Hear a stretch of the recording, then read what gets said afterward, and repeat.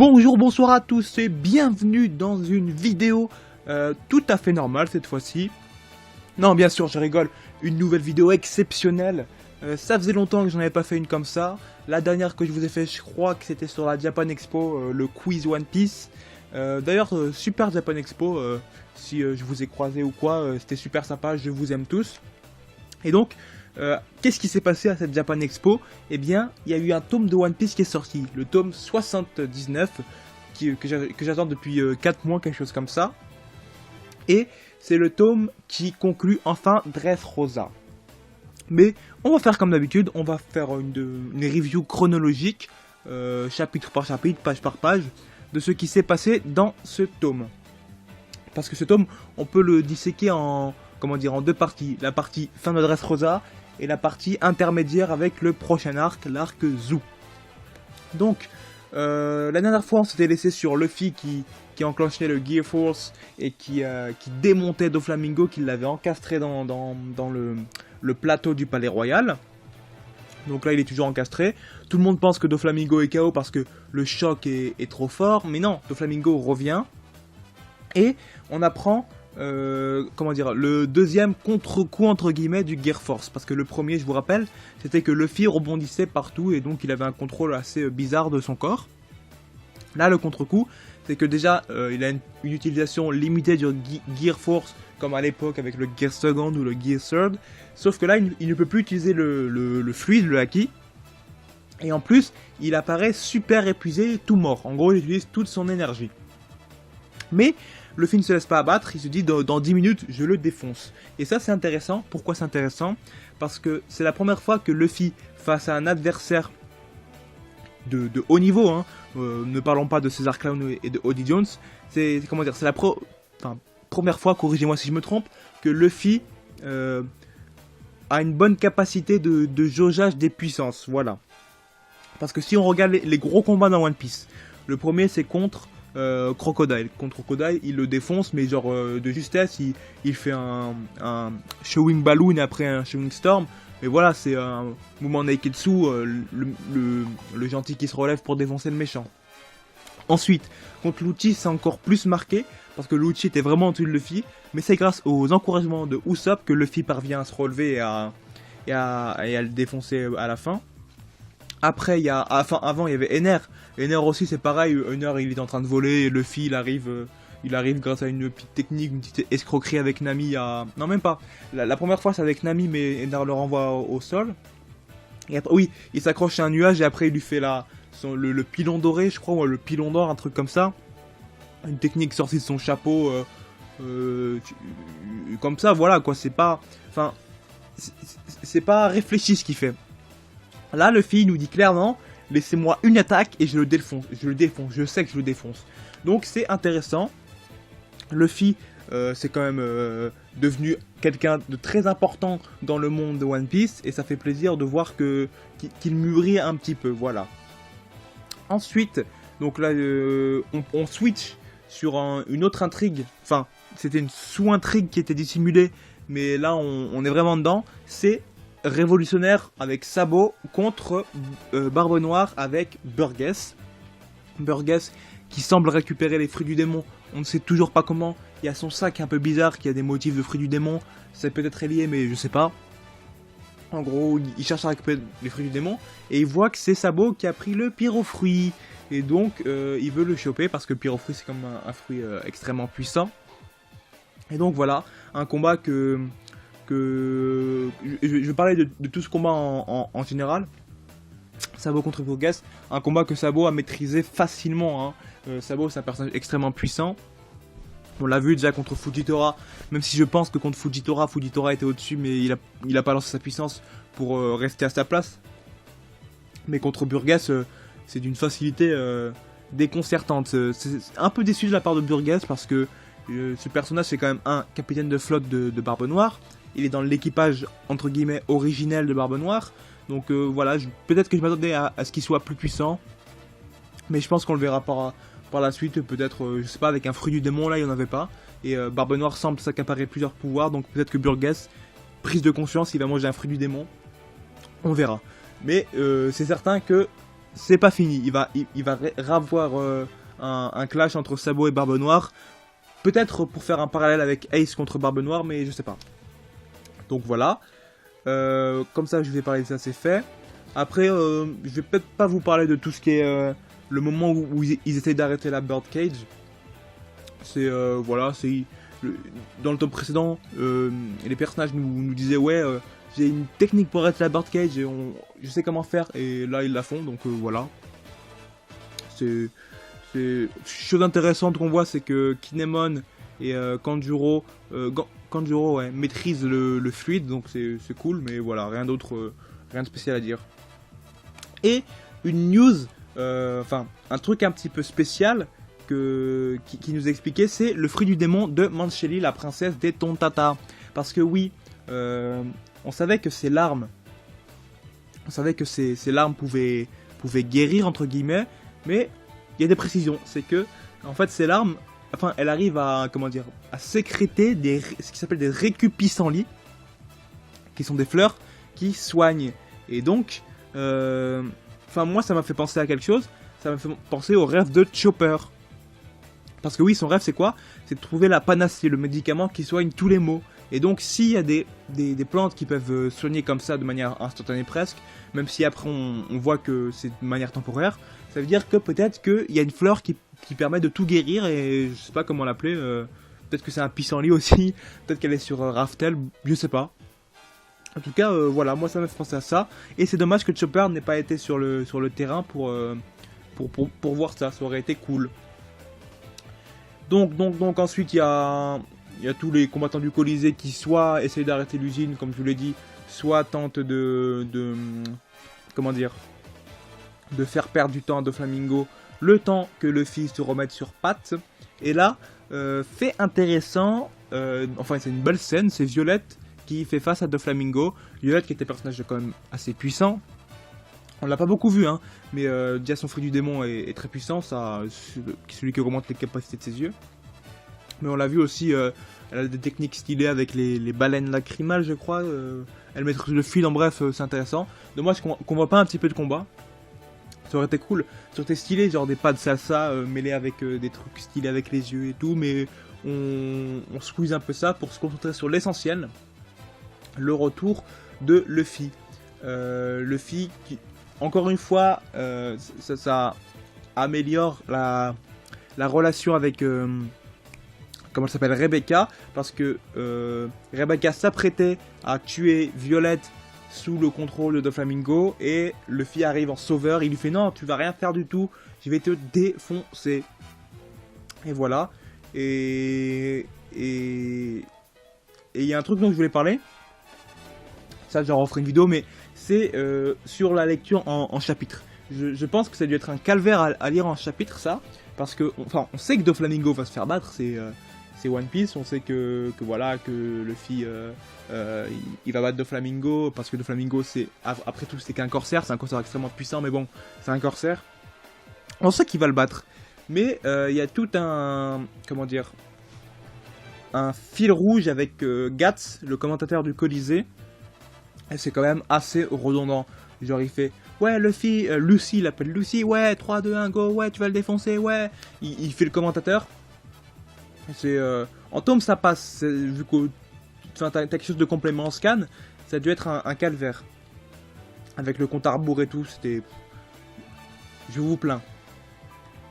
Et donc, conclusion du combat, Doflamingo qui pourtant semblait maîtrisé, hein, toujours avec son éveil, il fait sortir des fils de partout, il arrive à mettre un fluide de l'armement sur ses fils, ce qu'il faisait pas avant je crois, donc je sais pas, il transforme même toute la ville en fil, et mais Luffy, comme il nous l'a dit, il a une technique suffisamment puissante pour le battre en un coup, et il le fait. C'est le quoi, comment il s'appelle? C'est le King Kong King Kong Gun, qui ça propulse Doflamingo, ça tremblement de terre sur Dressrosa, tous les bâtiments sont détruits, tout ça, et Doflamingo est KO. Je vais faire une vidéo spéciale, un débat sur quelque chose qui revient souvent, Doflamingo, pétard mouillé, tout ça. Je pense que ça va être intéressant, mais tout d'abord je vais vous parler comment dire, vite fait, je vais en parler vite fait de ça. Quand on voit la dernière technique de Luffy, là, le King Kong Gun, on voit que, enfin, Doflamingo, il y est pas allé comme ça, c'est une des rares fois où il était pas orgueilleux. Enfin, il était un peu orgueilleux, mais il a quand même pris le temps de se défendre. Il s'est mis un filet pour retenir l'attaque de Luffy et l'attaquer en même temps, mais malheureusement pour lui, ça n'a pas eu l'effet escompté et il s'est fait déglinguer. Après, on voit qu'il se fait arrêter, c'est la fin de l'arc, tout le monde est content, c'est des scènes classiques dans One Piece après un arc, hein. Oui, donc pardon, excusez-moi, j'ai une petite distraction, une personne de 50 cm pesant 15 kg, un bébé donc, qui m'a un petit peu embêté, mais bref. Donc je disais, des scènes classiques dans One Piece après l'arc, les retrouvailles, les sourires, les larmes, tout ça. Arc de One Piece d'ailleurs, qui a été quand même... Enfin, il m'a paru assez long. Enfin, quand on regarde, en vrai, il fait autant de tomes que les autres, que par exemple Alabasta. Enfin, l'arc Alabasta, enfin, c'est l'arc le plus long sur une même île, on va dire. Parce que l'arc Alabasta, bah en fait, si on reprend bien, il y a plein d'îles, il y a Little Garden, il y a Drum Island, il y a plein de trucs.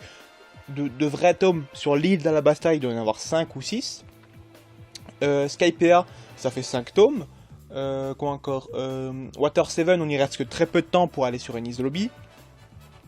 Thriller Bark, ça fait aussi 5 tomes. Enfin bref, c'est un arc très long, mais qui encore une fois, comme les arcs d'avant, comme Punk Hazard, comme l'île des hommes poissons, c'est des arcs pour préparer l'avenir, pour préparer le futur de One Piece. Je pense d'ailleurs que c'est le dernier arc où on aura cette construction, c'est-à-dire un méchant sur une île et on le démonte et tout le monde redevient gentil.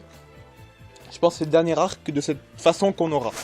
Enfin, entre guillemets, j'espère, parce que ça me dérange pas qu'il y ait des trucs comme ça, vu qu'il y a toujours des trucs intéressants chez Oda. Mais ça changerait et ça rapporterait un coup de neuf dans le nouveau monde. Nouveau monde, ça me paraît très bizarre que ça continue comme ça. Pour moi, le nouveau monde, c'est plus des combats sur la même mer, sur les mêmes trucs, entre les différents clans, révolutionnaires, empereurs, marines, etc. etc. Et donc, voilà. Ensuite, donc, après toutes ces scènes, après toutes ces larmoyades, après toutes ces retrouvailles, on a des scènes, comment dire, incroyables. Si vous ne savez pas, moi ce que je préfère dans One Piece, c'est entre guillemets, les arcs de transition entre les différents gros arcs. Pourquoi ? Parce que c'est ceux qui nous apportent le plus de connaissances sur le monde. C'est dans eux qu'on voit l'impact qu'ont les héros dans le monde de One Piece. Leurs actions, elles sont pas... Enfin, c'est pas juste on suit leurs actions et après on passe à la suite. Non, leurs actions ont des conséquences, ça impacte le monde, qui impacte l'avenir de One Piece. Si on regarde bien dans la première partie du manga, si Luffy... quand Luffy bat Crocodile, ça attire Barbe Noire qui va attaquer Crocodile, mais qui va attaquer Luffy, pardon, Ace qui s'interpose, et donc ça mène à Marineford, tout ça. Là, c'est la même chose. On a, je vous l'ai dit, des trucs vraiment impressionnants. Tout d'abord, je vous en ai parlé un petit peu tout à l'heure, quand Sabo s'attaque à Burgess, quand il le détruit, quoi. Ensuite, l'arrestation de Doflamingo, qui je pense... Enfin, ça me paraît très bizarre qu'il aille sur Impel Down. Je pense qu'il va aller sur les navires prisons dont on parle par la suite. Mais je sais pas. Je sais pas ce qu'ils vont faire de Doflamingo. Peut-être peine de mort ou je sais pas. Ensuite, on a quoi ? On a la scène... Enfin, ça c'est un ensemble de scènes. C'est déjà premièrement quand Fujitora s'agenouille devant Riku pour se pardonner au nom de la marine d'avoir laissé Doflamingo prendre les rênes du pouvoir sous les directives du gouvernement. Pourquoi c'est une scène importante ? Parce que on avait déjà eu une scène comme ça, rappelez-vous, il le montre dans le manga, de toute façon, c'est à Alabasta, où, la marine s'était appropriée la victoire, la destitution de Crocodile, alors que c'était Luffy. Là, c'est pas du tout ça, là c'est complètement contraire, et ça, je pense ça va amener quelque chose dans la marine, que je sais pas quoi, mais Fujitora, déjà, de toute façon, c'est un personnage super, c'est un des grands points positifs de cet arc, c'est un personnage, on peut voir comment il pense, mais il est totalement imprévisible. Enfin, toutes ses actions, je sais jamais ce qu'il va faire, et vous verrez par la suite que c'est le cas. Ensuite, on switch sur, je crois, la page qui me fait le plus frémir de ce tome, c'est Akainu face au Conseil des 5 étoiles. Akainu complètement énervé par rapport à eux, il les insulte, tout ça. Ça montre premièrement une contradiction entre eux et entre le gouvernement et la marine. Ça c'est intéressant. Ensuite, il y a une autre information, c'est Aokiji qui serait du côté de Barbe Noire. Ça on l'avait vu avant, quand Burgess avait appelé Barbe Noire par escargophone. On l'avait vu, mais là on a la confirmation. Alors moi ça m'interroge sur beaucoup de points. Déjà, pourquoi? Enfin, Aokiji c'est pas un gros rageux. Il va pas dire Akainu tu m'as battu, je vais chez Barbe Noire. Il peut pas travestir sa justice. Lui, il avait une vraie justice lui.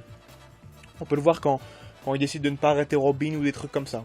Il a une justice, il s'y plie, mais il serait chez Barbe Noire, ce qui est bizarre. D'autant plus que la réaction de Akainu est étrange, hein. Il réagit calmement. Enfin, il dit quand même... il crie, mais sur le dessin, il est calme. Enfin, c'est pas dans le caractère d'Akainu. Rappelez-vous, Akainu qui a tué un marine qui voulait s'enfuir de Marineford parce qu'il voulait voir sa famille. Qui voulait tuer, comment il s'appelle, Kobe parce que Kobe voulait mettre fin à la guerre. Enfin bref, Akainu, il a un tempérament impulsif et il accepte pas les traîtres. Donc, ça me fait peut-être dire que y a un accord entre Akainu et Aokiji, et qu'en fait Aokiji serait une taupe chez Barbe Noire. Et donc voilà. Même si, enfin, je trouverais ça bizarre dans le sens où Barbe Noire, il devrait se poser quand même des questions. On verra par la suite quand on reverra Aokiji de toute façon. Et donc voilà. Et donc là on a... Enfin, comme après les arcs, hein, on parcourt le monde entier. On voit les différentes réactions chez des anonymes. On a des guerres qui s'arrêtent, etc., etc. Mais aussi chez des personnages qu'on connaît. Bonnie, Jawahari Bonnie, on ne sait toujours pas où elle est, on ne sait toujours pas ce qu'elle fait, on ne sait toujours pas... Enfin, on connaît rien de ce personnage. Il se balade, il mange des pizzas, il se renseigne sur le monde, c'est tout. U-Rouge,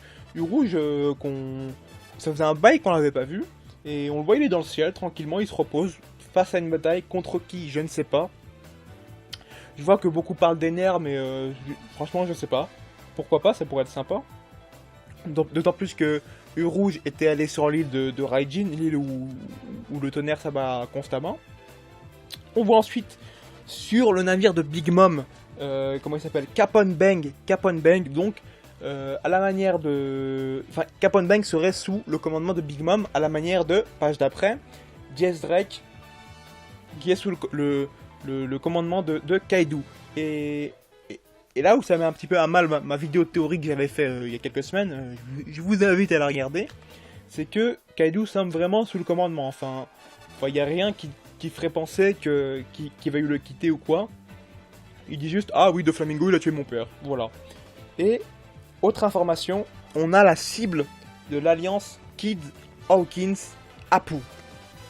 Et, contre toute attente, parce que voilà, moi je m'attendais à Big Mom, j'étais persuadé que c'était Big Mom, parce que Kid s'était déjà attaqué à Big Mom, on le voyait sur les hommes poissons, et enfin, ça aurait été cool parce que Luffy aussi s'attaquait à Big Mom, enfin bref, il y avait plein de raisons pour que ce soit Big Mom. En fait, non, c'est Shanks, donc ils vont se taper contre Shanks, et ça c'est intéressant parce que Shanks, enfin personnellement je le voyais comme un personnage qu'on verrait qu'à la fin. Mais si on le voit avant, contre Eustace Kid, Basil Hawkins et Scratchman Apu, ça peut être cool. Ça prend une tournure qui me plaît vraiment beaucoup. Et enfin, là aussi un truc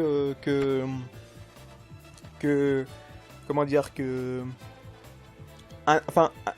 quelque chose qui met à mal mon hypothèse sur DS Drake, c'est que en fait, Oda nous met une petite trame narrative avec Smoker et Tashigi, qui vont voir Vegapunk. Donc peut-être qu'on découvrira Vegapunk au prochain arc intermédiaire, je sais pas quoi, par le biais de ces personnages, parce que il se dirige vers chez Vegapunk pour soigner les enfants. Moi, j'avais pas compris ça, j'avais pas compris le truc comme ça quand Tashigi elle disait qu'elle allait en parler avec Vegapunk. Je pensais qu'il allait en parler et c'est tout. Mais en fait, non, il se dirige vraiment vers où est Vegapunk. Et j'espère qu'on le verra très prochainement. C'est un personnage, on en parle depuis des années, des années. Et on veut tous le voir, j'imagine.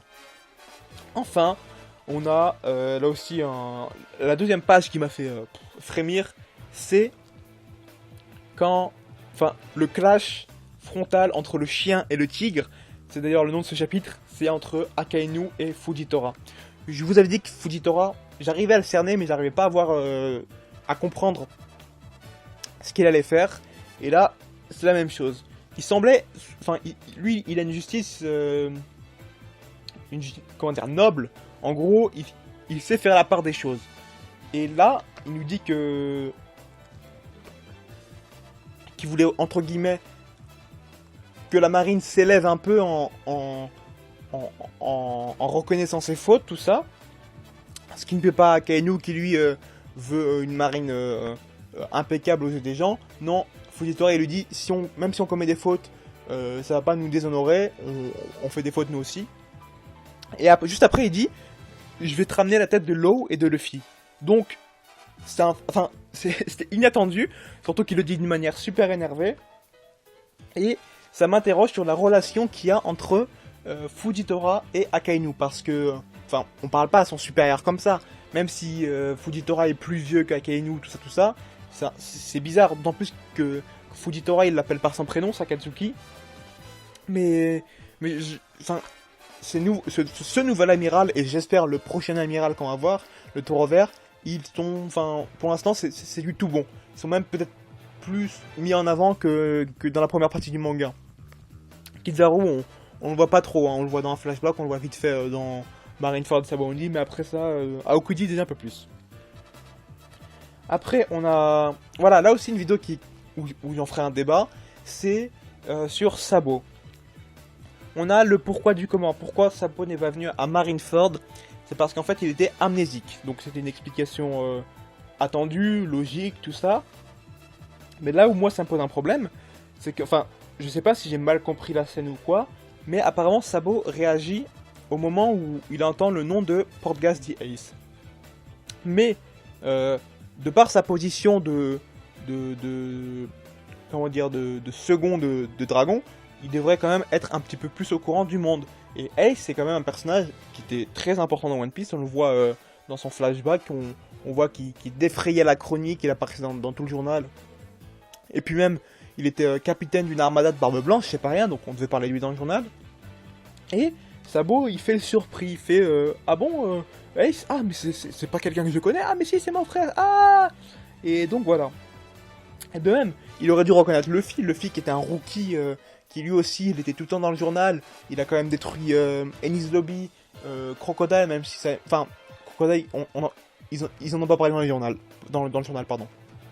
Mais il avait quand même, je dis, Enies Lobby, Impel Down, Marineford, enfin, il était partout dans le journal, mais Sabo n'aurait pas réagi. Donc soit j'ai mal compris comme je vous l'ai dit, et en fait Sabo aurait réagi à la mort de Ace, c'est en fait la mort de Ace qui l'aurait fait réagir, mais pas le personnage. Mais dans ce cas-là, moi à la place d'Oda, j'aurais mis peut-être une page en plus où on voit au cours des aventures de Sabo des mentions à Ace, et il fait Ace, ça me dit quelque chose, et voilà. Ou soit Oda me déçoit un peu et Sabo est un idiot, voilà, j'ose le dire.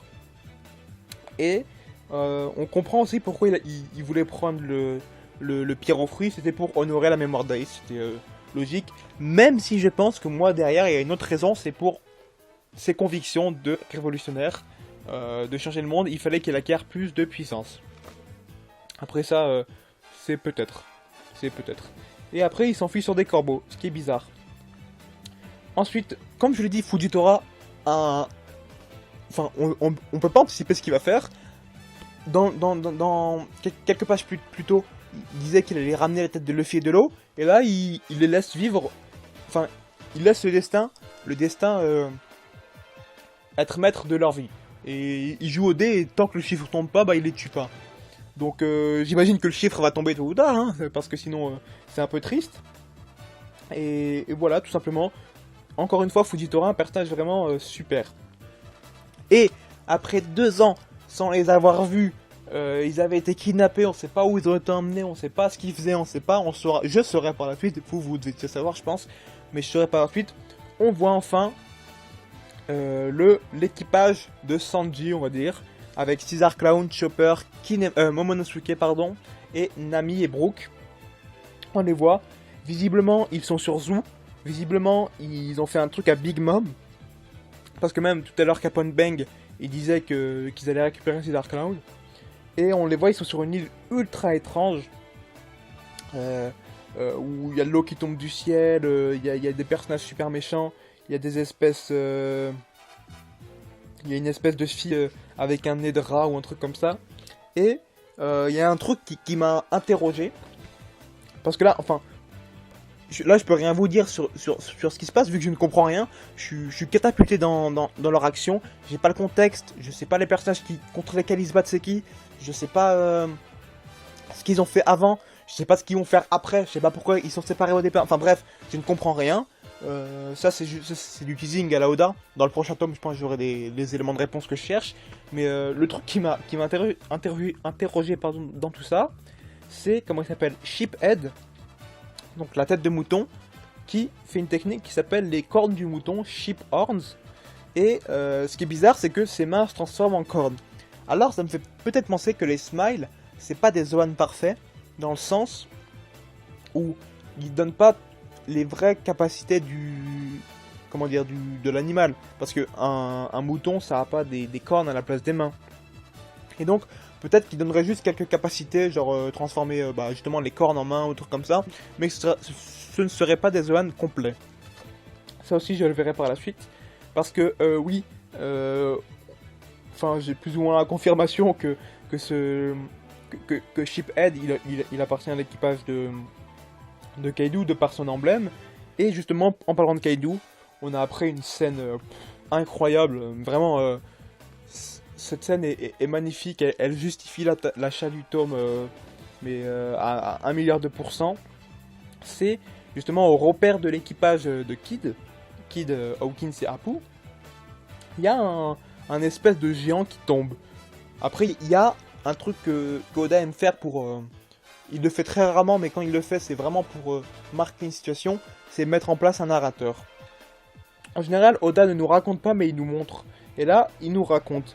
Il nous raconte qu'un personnage fantastique qui s'est fait capturer, qui s'est fait torturer, mais qui est toujours en vie, qui est immortel. Tout ça. Et justement, c'était le personnage dont Urouge parlait avant. Et donc, ce personnage se jette carrément d'une île céleste, arrive sur l'île où réside Kid, tout ça. Et qui est-il? C'est Kaido, au 100 bêtes, l'empereur, dont Law et Luffy veulent la tête. Et voilà, la 3ème page qui m'a fait sauter partout dans mon RER, dans mon train. Parce que, c'est vraiment ultra inattendu. Je vois personne n'a pu anticiper ça. Personne n'a pu anticiper que Kaido allait se retrouver face à ces trois-là. De cette manière, c'est pas possible. En plus, comme je l'ai dit, le narrateur, il nous décrit bien le personnage.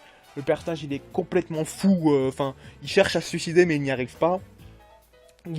Il a essayé en jetant d'une céleste, il a essayé de se pendre, il a essayé de se guillotiner, mais ça ne marche pas, il s'est empalé, ça ne marchait pas.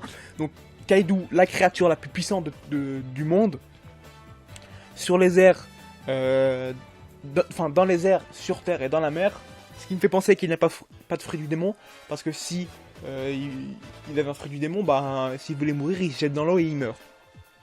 Mais voilà, donc Kaido, je suis complètement déboussolé. Je pourrais même pas vous faire de théorie parce que on voit le personnage, on voit comment il est, on voit son chara design, on voit il a une grande cicatrice, il a des grandes moustaches, il a un tatouage de dragon, tout ça. Mais je ne pensais pas que le personnage aurait cette personnalité. J'aurais pensé à un personnage bien mûr, bien réfléchi, méchant quoi, classique. Mais en fait non, il semble un peu foufou, un peu malade et même complètement déconnecté de la réalité, vu qu'il arrive sur l'île, il fait « Ah, je suis pas encore mort, j'ai mal à la tête. Doflamingo, t'es où? Je veux commencer la guerre finale. » Donc, voilà, je sais pas et je ne comprends pas. Je ne comprends pas ce personnage. Je veux en savoir plus. Oda, pourquoi tu m'as laissé sur cette fin? Tu vas me rendre fou. Donc voilà, un tome 79 exceptionnel, comme tous les tomes inter-arc, en général, ils sont vraiment très très bons. On fait le tour du monde, on voyage, on voit plein de trucs, tout ça.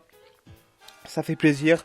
On voit des personnages qu'on n'avait pas vu depuis longtemps. D'ailleurs, sur la couverture du prochain tome, on voit Baggy. Baggy, je le kiffe. On voit Sengoku, on voit Luffy, on voit des nouveaux personnages. Enfin, le prochain tome, je pense qu'il va être encore plus incroyable, vu que là, il y aura vraiment que du nouveau, que du neuf. On n'aura plus de Dressrosa, on n'aura que des trucs de fou, Zou, tout ça, tout ça. Je sais pas ce qui va se passer, ça m'excite un petit peu. Ne nous le cache pas. Mais voilà, je vais vous laisser ici. On se retrouve pour des prochaines vidéos. A plus!